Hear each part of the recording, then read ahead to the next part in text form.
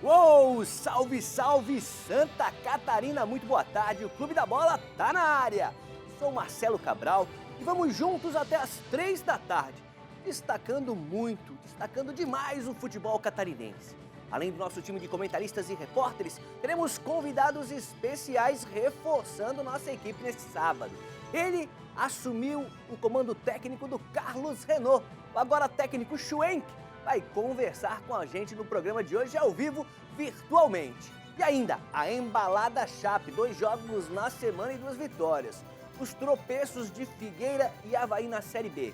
Tem o embalado Brusque e o oscilante Tigre na Série C do Campeonato Brasileiro. E também Marcílio Dias, Jack e Tubarão representando Santa Catarina na Série D, a 4ª divisão nacional. E para o programa ficar daquele jeito que a galera gosta, quero convocar aqui também a participação do pessoal de casa, né? Nosso WhatsApp é fácil, vai aparecer na sua tela. 48 991914706. Vou falar devagar para você conseguir bater aquela foto, registrar o númerozinho do Clube da Bola. 48 991914706. Mande sua pergunta, seu comentário, reclamação, pode mandar também, que a gente vai ler por aqui. Tem foto, tem vídeo, manda pra cá. Ó, vou apresentar nosso time de hoje. Ele que está muito feliz, né? Primeiro, no meio da semana, dinamitou uma ponte lá em Campinas. E ontem, um pouquinho mais econômico, um golzinho de Anselmo Ramon, saiu vencedor mais uma vez e confirmou a liderança da Série B. Tô falando dele, direto de Chapecó, Sérgio Badá, que tá na área. E é só sorriso hoje, hein? Tenho certeza. Em Blumenau, tem movimentação do Metropolitano e já Emerson Luiz vai contar tudo pra gente. Em Itajaí, um coração, ó, dividido, já dizia aquela música. Na Série C ele é líder, na Série D está fora do G4, aquela zona que leva para a próxima fase. Marcelo Nunes está com a gente também, vai falar do Marcílio, vai falar do Bruscão já. E falando ao vivo da biblioteca do bairro Bela Vista, nosso comentarista esportivo e literário, já ouvi a voz dele aqui em off, Fábio Machado, comentarista do ND+, nosso convidado, tá aí hoje, ó. Ele que sofreu uma falta, foi jogar bola no meio da semana, sofreu uma falta, está no DM, mas fez questão de participar. Tá mostrando a muleta, ele tá mostrando a muleta pra gente na tela. Vamos fazer o seguinte, tem muito assunto, né? A gente falou da Chape, Avaí, Figueira, Joinville, Marcílio, Brusque, Metropolitano, tem muita coisa, tem informação do Cambura também, do Camboriú.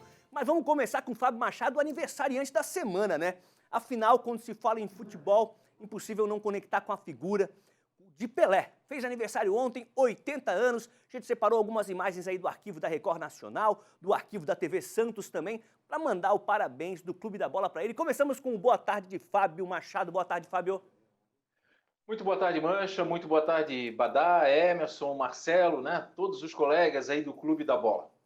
Olha, Mancha, eu sou fã declarado do Pelé e você sabe disso. Na minha coluna sempre abro espaço. Por que eu sou fã do Pelé? Porque simplesmente foi o maior jogador de futebol do mundo.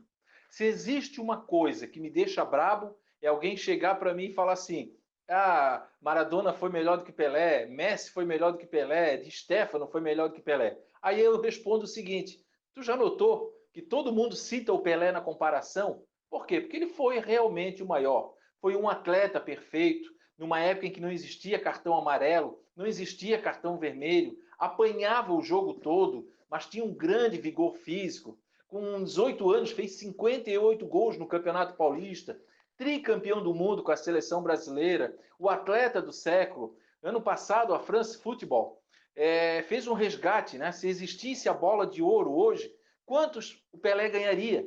Pelé ganharia 8 bolas de ouro, quer dizer, ficaria na frente do Messi, ficaria na frente do Cristiano Ronaldo, Garrincha ganharia uma, a de 62 por causa da Copa do Chile. Então foi um jogador acima, magistral.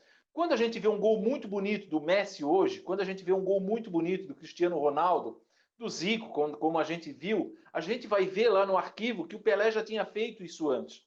Ele foi um jogador acima do seu tempo, à frente do seu tempo. E ontem, né, completou 80 anos, eu acho que todas as comemorações, todas as mensagens que o Pelé recebeu realmente foram justas, tá? Porque realmente ele é um jogador, se você pegar os números friamente, 1.280 gols, 1.000 gols já tinha feito lá em 1969, coisa que é um número extremamente difícil, extremamente complicado. Aí você vê, antigamente não tinha marcação. Olha aí, ó, esse lance aí, ó. Nesse lance apareceu 5 em cima dele. Como não havia marcação? Claro que havia marcação, sim. E como eu já falei, né, não tinha cartão amarelo. O jogador apanhava o jogo todo. Não é como hoje. Eu fico imaginando o Pelé, o Edson Arantes do Nascimento, hoje, com a preparação física que o nosso futebol tem, com os nossos fisiologistas, nutricionistas, psicólogos, enfim, toda aquele aparelhagem que hoje as equipes têm para trabalhar em cima do atleta. Então, parabéns, Rei, parabéns, Majestade, Sua Majestade. Até hoje não existiu jogador melhor do que o Pelé. Para Chapecó, porque Badá, quando era criança, Badá brincava ali nas ruas de Chapecó, quando era ruas de terra, colocava a camisa 10 da seleção e dizia: aqui é Pelé, mano, não tem pra ninguém, Badá. Teu boa tarde. Boa tarde, Marcelo Mancha, um grande abraço a todos. Não é tanto assim, né? Mas eu sou de 65, eu sou velhinho perto de todos vocês. E eu me lembro que na Copa de 70, eu com 5 anos, o meu pai comprou uma TV nova, não era nem TV a cores naquela época, mas pra gente assistir a Copa do Mundo de 1970. E ali o menino Badá, o menino Serginho, começou a conhecer esta lenda chamado Pelé, né? Então, assino embaixo o que foi dito aí pelo Fábio Machado, como jogador de futebol incomparável, nunca existiu e nunca vai existir alguém igual ao Pelé. Além de tudo aquilo que o Fábio falou, a gente fica observando os lances dos jogos, o Pelé só jogava em potreiro, que diz os gaúchos, potreiro, gramados ruins, gramados horríveis, a gente vê ali a bola toda hora quicando ali, a bola viva, porque era cheio de buraco os estádios onde o Pelé jogou. Se é nesses tapetes hoje que os caras estão jogando e que a bola às vezes bate na canela, o Pelé deitava e rolava. Então, não há muito o que comentar, a não ser dar os parabéns para o Pelé, né, e agradecer pelos bons momentos que a gente pôde observar. Depois, quem não viu, vocês que são de uma geração mais jovem, que não viu o Pelé jogar, digamos assim, ao vivo, certamente assistiram a todos os jogos da Copa de 70, que foram reprisados, já viram filmes sobre o Pelé, é tudo isso e um pouco mais, né? Então, parabéns ao rei do futebol. Olha os gramados que o cara jogava, dá uma olhada. E ele dominava a bola, tratava a moça branca com carinho, olha só. Olha só, então o cara era gênio, não adianta. Olha os gramados, olha como a bola pica, olha como a bola, ela tá toda hora viva, fora de controle, olha só. Porque os gramados eram ruins, né? Até hoje tem muito gramado ruim, então imagine nessa época aí. E ele superava isso também. Então, só nos resta render os parabéns aí para o Rei Pelé, esse realmente foi diferenciado. E a minha solidariedade em tempo, na minha primeira participação, rapidamente, a este outro craque do futebol, chamado Fábio Machado, que teve a infelicidade desta grave lesão no final de semana que passou. Quando ele postou a foto que ia jogar futebol, eu digo, ah, meu Deus do céu, que tudo dê certo. Só que foi direto pro DM, mas nada que o Pelé não tenha passado também. E se o Pelé se recuperou, certamente Fábio Machado estará recuperado para em breve estar de volta aos gramados dando espetáculo também. E assim o futebol arte vai acabando, né? É por isso que o futebol arte vai acabando, né? Por essas coisas aí, né? Sim, verdade. Situações como essa. Vamos para Blumenau, então. Boa tarde de Emerson Luiz. Badá citou, você já viu Pelé no cinema? Pelé fez filme. Pelé trabalhou até em novela, gravou disco, e tenho certeza que Emerson Luiz, quando era jovem, assistiu o Rei Pelé e os Trapalhões, o Rei do Futebol e os Trapalhões, algo assim o título. Não viu, Emerson? Boa tarde, Mancha, um abraço a você, um abraço ao Marcelo Nunes, ao nosso Badá, ao Fábio, a todos ligados aqui no Clube da Bola. Com certeza, assisti sim. Mas o Pelé, como ator, como cantor, era um jogador excepcional.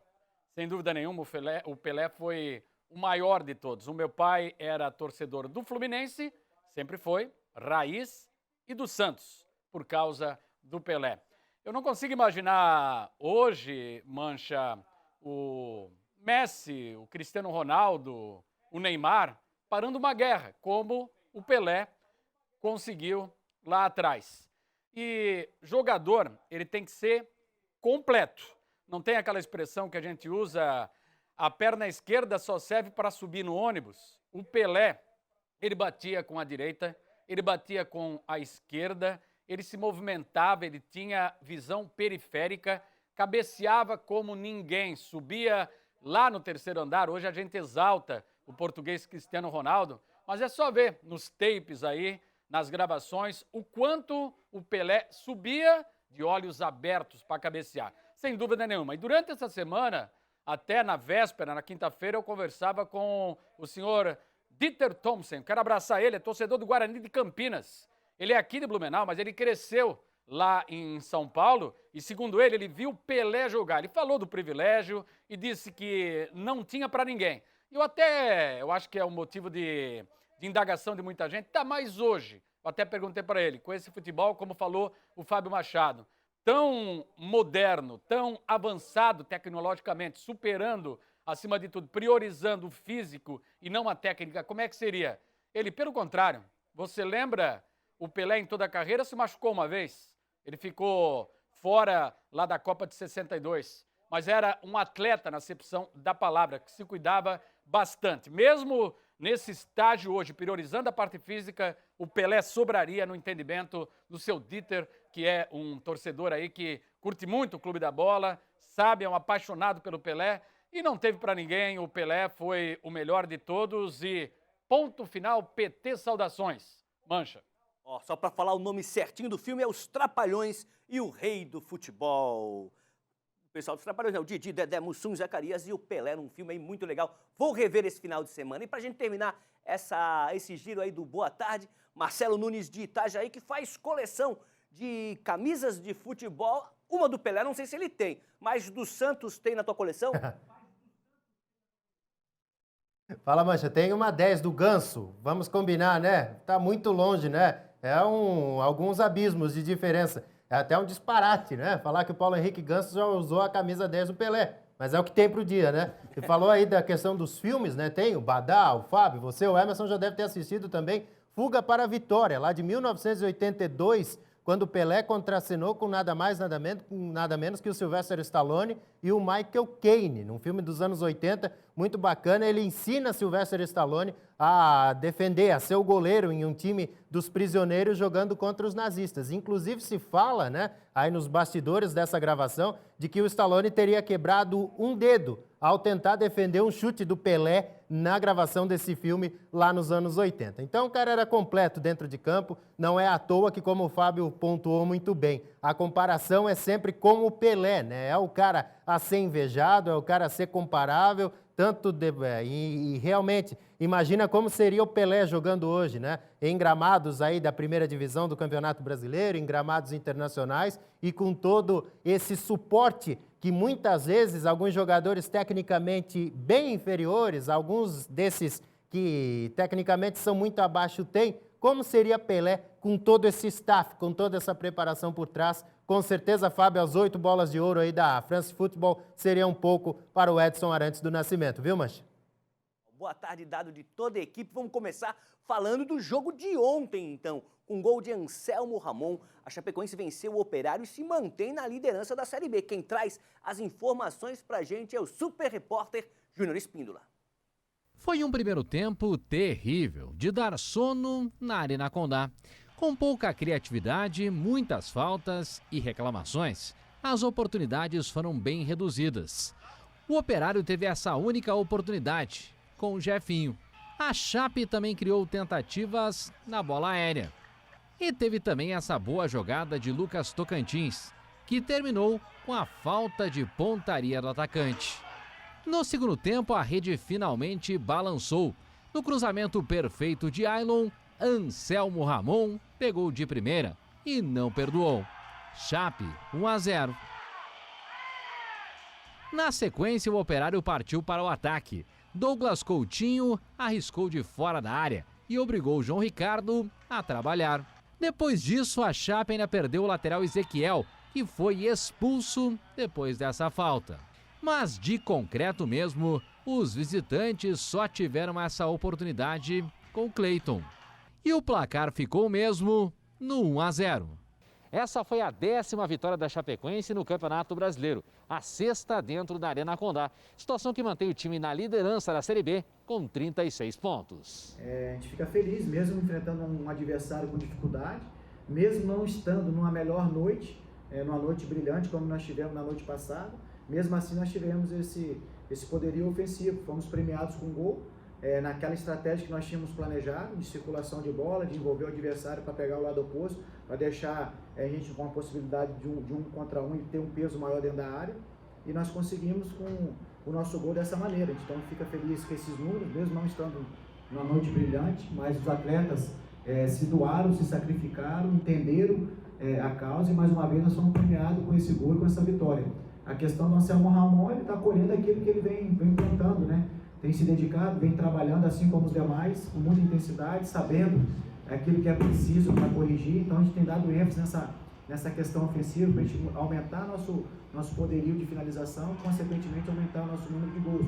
Foi assim no jogo passado, não conseguimos hoje ter um placar um pouco mais elevado, mas a gente sai satisfeito, sai feliz com o nosso resultado no dia de hoje, sabendo que a gente precisa evoluir e agora projetar o próximo adversário, que é o CSA, um adversário que vem crescendo bastante e que a gente possa performar e conseguir o resultado para que a gente continue na primeira colocação. Tá aí a vitória da Chape, vamos continuar em Chapecó, conversar agora com o Badá. Chapecoense 1, Operário 0, o time segue na liderança, 3 pontos, se eu não me engano, a mais que o Cuiabá, segundo colocado, mas quero que você fique à vontade também, Badá, para falar um pouquinho de Ponte Preta e Chapecoense, que esses lances também estão aqui na ponta da agulha, afinal, um resultado que vai entrar para a história, 5-0 lá em Campinas. É verdade, Mancha, é verdade. A semana começou lá na terça-feira com esta atuação e com esta vitória totalmente fora da curva da Chapecoense. Vocês se recordam, né, que ao longo aí da Série B aqui no Clube da Bola eu sempre enalteci, elogiei e reconheci muito o trabalho do técnico Humberto Loser. O sistema defensivo da Chapecoense é o melhor da Série B. Até agora tomou 5 gols em 17 partidas, 5 gols. Então é difícil do time da Chapecoense sofrer gols. Mas na terça-feira, além de se defender bem, a Chapecoense atacou bem. Começou fazendo 1-0 com o Paulinho Mocelin, que começou a jogada no campo de defesa da Chapecoense e foi lá na frente concluir. Aí ampliou com o Busanello, garoto que veio da base, que vive um grande momento. Ontem não pôde jogar, sentiu um desconforto nesse jogo aí. Quando a Ponte Preta acordou, estava 2-0. E aí no segundo tempo a Ponte Preta se jogou para cima para tentar descontar e acabou levando mais 3. Aí está o terceiro, o pênalti sofrido pelo Lucas Tocantins, que lá em Campinas no segundo tempo entrou muito bem. Aí o Anselmo Ramon, olha que categoria do Anselmo Ramon para cobrar pênalti, cara. Igual o pênalti que ele bateu contra o Criciúma na semifinal do estadual, lá na gaveta. Ele tem uma qualidade impressionante, esse Anselmo Ramon aí, jogador muito experiente, que no momento de dificuldade está fazendo a diferença. Ali fez 3-0, liquidou a fatura, Chapecoense vai continuar atacando, a gente vai ver o Ailon cruzando e o zagueiro foi o Alisson, o que cometeu o pênalti e acabou fazendo o gol contra também. Noite muito bacana aí do zagueiro Alisson da Ponte Preta. Aí já estava 4-0 e o Lucas Tocantins vai fechar a conta em 5-0. Uma atuação sensacional da Chapecoense que patrolou, implodiu a Ponte Preta lá em pleno Moisés Lucarelli. Aí o Lucas Tocantins fazendo o 5º gol. Um resultado surpreendente, uma ação surpreendente. Mas o fato é que quando os adversários atacam a Chapecoense, com o sistema defensivo da Chapecoense bem postado, sistema defensivo muito sólido, e a Chapecoense tendo a oportunidade do contra-ataque, é assim que a Chapecoense gosta de jogar. E foi assim que a Ponte Preta ofereceu o jogo para a Chapecoense. Então, méritos da defesa que soube se defender e do ataque que soube aproveitar o espaço para fazer 5-0. E aí foi uma festa só aqui em Chapecó, porque foi uma vitória que colocou a Chapecoense na liderança, mesmo que na terça-feira, momentaneamente, dependia do Cuiabá empatar e empatou depois, no dia seguinte, com o Paraná Clube, e a Chapecoense terminou na liderança. Aí a gente se empolgou, né? Todo mundo se empolgou, pôs 5-0, Chapecoense num novo caminho, num novo momento. Mas ontem a gente viu aí as imagens do jogo, já voltou a ser um jogo muito complicado contra o Operário de Ponta Grossa, um time que veio para cá num momento difícil, trocando de treinador, mandaram embora o Gerson Guzmão, 4 anos e 7 meses estava à frente do Operário de Ponta Grossa. Ontem estrearam o Matheus Costa, treinador que já passou inclusive pelo Joinville, mas um jogo muito truncado, muito faltoso, um jogo de poucas emoções. A gente viu ali a matéria do Júnior Espíndola com imagem do Ezequiel Marçango, que é o nosso cinegrafista, que está aqui do meu lado, e ninguém pegou o gol melhor do que Ezequiel. A gente vai ver que são poucos lances aí, de um lado e de outro. Olha aí a Chapecoense, ó. Isso aí é contra-ataque, ó. Até em casa, a Chapecoense, no primeiro tempo, esperou demais o Operário, não criou nenhuma oportunidade no primeiro tempo. Essa aí foi a melhorzinha, que foi com o Lucas Tocantins, que ontem não foi bem no primeiro tempo, driblou, mas chutou errado. Chutou lá na ala sul. E olha só o lançamento do Luiz Otávio. Aí o Paulinho Mocelin vai tocar para o Ailon, com liberdade vai levar para o fundo, e aí deu para quem conhece, deu para quem sabe. O Anselmo Ramonstro, como a Chapecoense chama ele de voleio, fez 1-0 e foi o que deu no jogo. Aí o Operário vai reagir, um chute aí do Douglas Coutinho, que o João Ricardo, que vive também grande momento, vai defender. Aí teve o Ezequiel expulso, e aí o jogo nos últimos 10, 15 minutos ficou encardido. O Operário foi com tudo para cima, mas parou no sistema defensivo da Chapecoense. Sistema defensivo da Chapecoense, isso que ontem não estava o Joilson, não estava o Busanello na lateral esquerda, mas terminou mesmo 1-0. Olha só, do campo de defesa o Luiz Otávio, a fase desse zagueiro é algo espetacular. Paulinho Mocelin, que é outro que joga muita bola, tem um estilo de jogo que o torcedor de Chapecoense gosta, ele é guerreiro, às vezes ele tropeça na bola, levanta, cai, derruba, e vai, e faz gol, e dá assistência, faz correria, e toma cartão, e assim vai. Então, meu filho, meu amigo Marcelo Mancha, mais uma vitória, 36 pontos, uma campanha sensacional, e vai caminhando a passos largos, seu Fábio Machado, com destino à Série A do Campeonato Brasileiro. Não consigo enxergar o Fábio Machado. Quero ver se eu acho ele ali. Ó. Ah, tá ali! Sai de Pelé para Chapecoense, Tá ali. Chapecoense, Pelé. Que momento, hein? Os assuntos Que do momento. programa, são os assuntos. Ó, muita gente mandando mensagem, o Tyson manda uma foto dele fazendo assim com o anel da Chape. Saudações, Chapecoense, segue o líder. Boa tarde, Jaime Karazek de Chapecó. Parabéns pelo programa, estou sempre ligado no Clube da Bola. Nós, torcedores da Chape, é só felicidade. Vamos, Chape, mais líder que nunca. Com tudo que passou o nosso time, em razão do acidente, tá lembrando aqui o Jaime, e ver o nosso time jogando com alma nos enche de orgulho. Buenas, tchê. Badá, só diga aos amigos manezinhos, sigam o líder, Dali Chape e Inter. É o Nelson Neckel de Chapecó. Além do acesso, a Chape quer o título, diz o Everson de Joaçaba. O Marisson de Balneário Camboriú. Os mais antigos dizem que Garrincha foi melhor que Pelé. Ele bota uma interrogação assim, tá fazendo uma pergunta, tá questionando.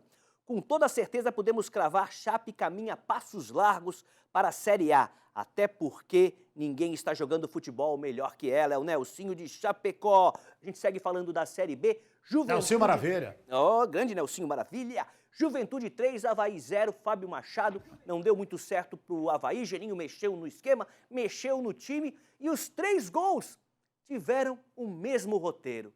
O Avaí com a bola, contra-ataque. O Avaí com a bola, contra-ataque. E mais uma vez, o Avaí com a bola, contra-ataque. Olha, Mancha, a verdade é que o Geninho teve uma semana para treinar e a gente esperava que ele fosse arrumar exatamente o setor mais complicado do Avaí, que é o meio de campo. O meio de campo do Avaí. Claro que a defesa não é lá essas coisas, ninguém está aqui elogiando, né? O ataque também está fazendo a sua parte lá, tem o mesmo número de gols do que a Chapecoense, por exemplo, que é a líder.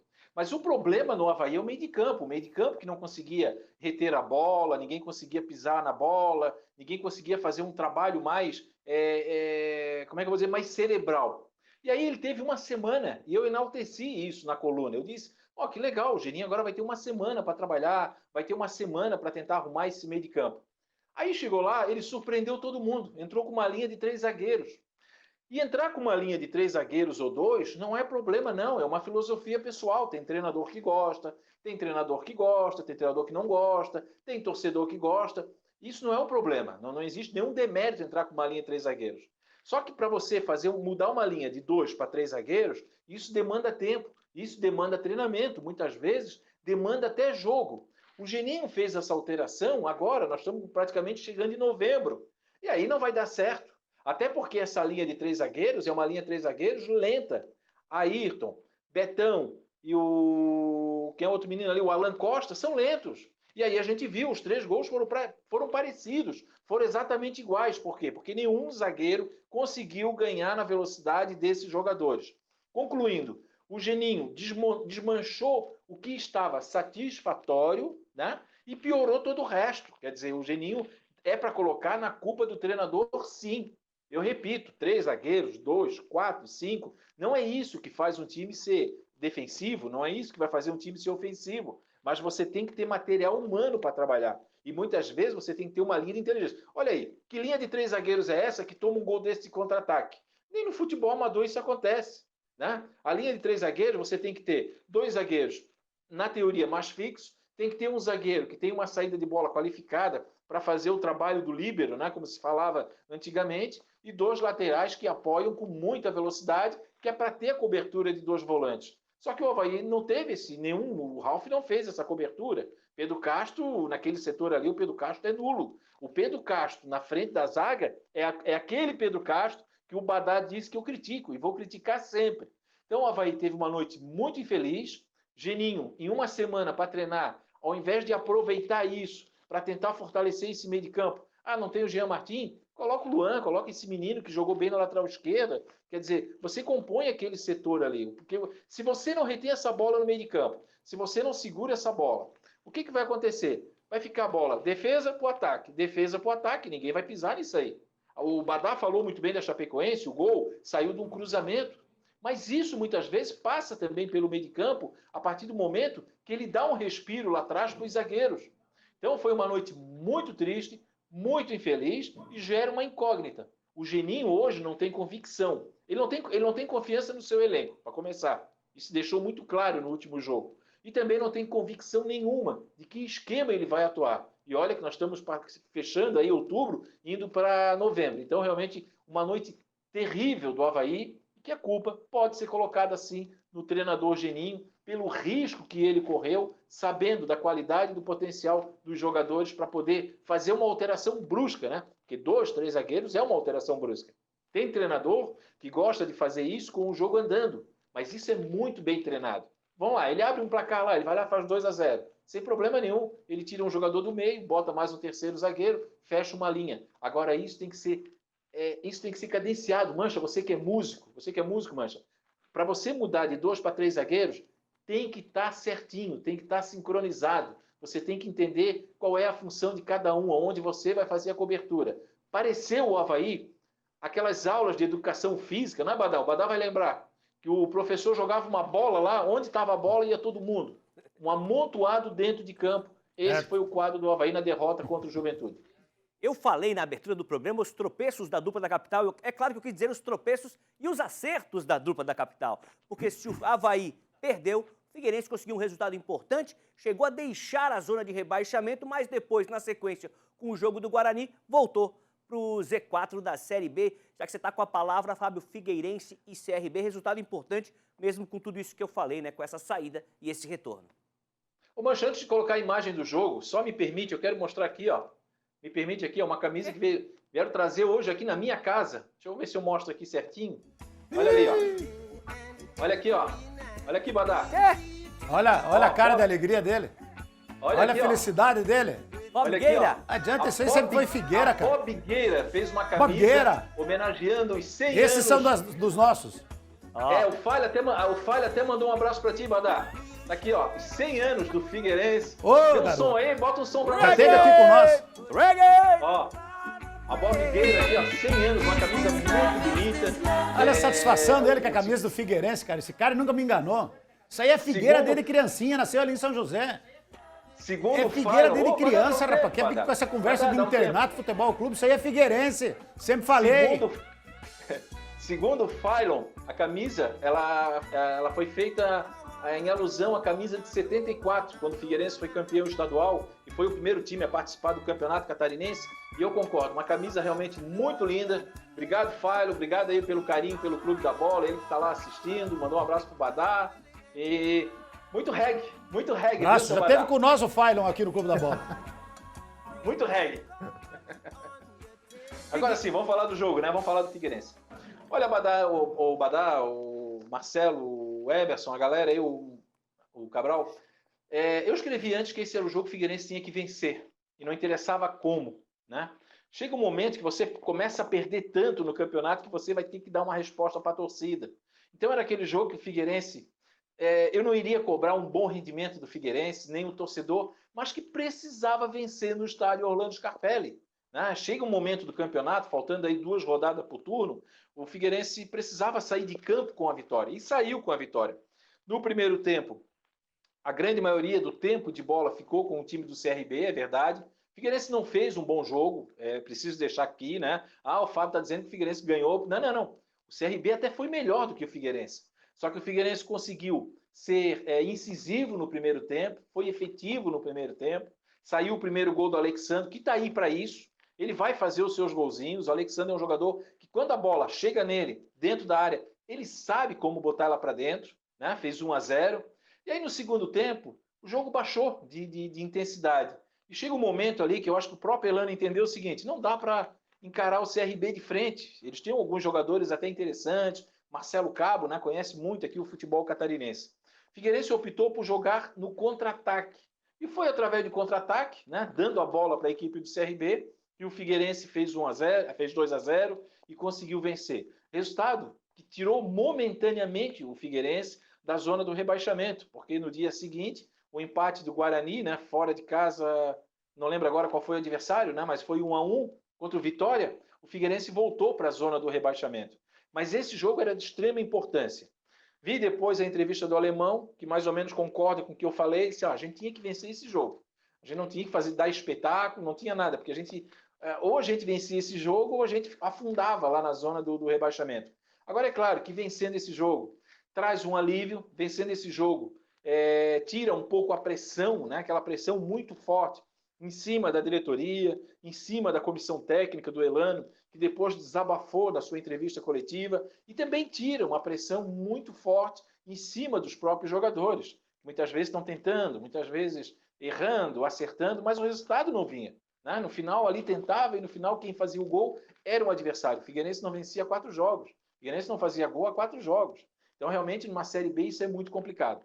É claro que isso não clareou nada para o Figueirense, né? Só tirou a pressão. Mas a luta ainda é muito forte. O Figueirense amanhã recebe o Juventude, que a gente viu como joga, né? A gente viu a velocidade, que explora muito bem, fez isso contra o Avaí. E o Figueirense continua na zona do rebaixamento, né? Só tirou um pouco só trouxe um pouco de alívio, mas manteve a pressão. Agora eu repito, o Figueirense não jogou bem, mas conseguiu ser efetivo. Conseguiu fazer aquilo que não vinha fazendo até então no Campeonato Brasileiro da Série B. Legal, Fábio. Vamos fazer o seguinte, vai para um rápido intervalo, mas antes eu tenho um recadinho para vocês. Chega mais, chega aqui, ó. Tá na hora de conferir a dica esperta do nosso especialista em cor, que hoje responde a pergunta do Roberto de Campos Novos. Fala, Rafa!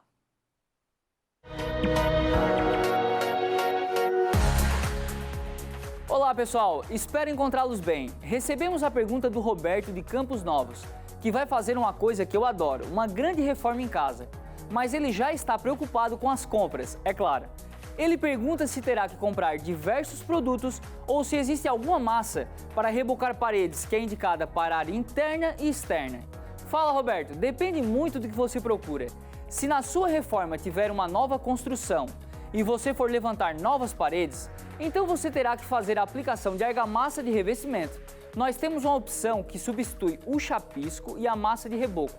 É a nossa monocapa niveladora de paredes. Em uma camada mínima de 5 milímetros, você tem praticidade, rapidez e resistência em um único produto. Com a aplicação espatulada, o serviço tem muito mais rendimento. Mas nesse caso, nós teremos a monocapa externa, com resistência à umidade, e a monocapa interna, com um fino acabamento. Mas se a sua vontade é rebocar da forma convencional, lançando a massa na parede e depois reguando, a Encore tem o Rebocor.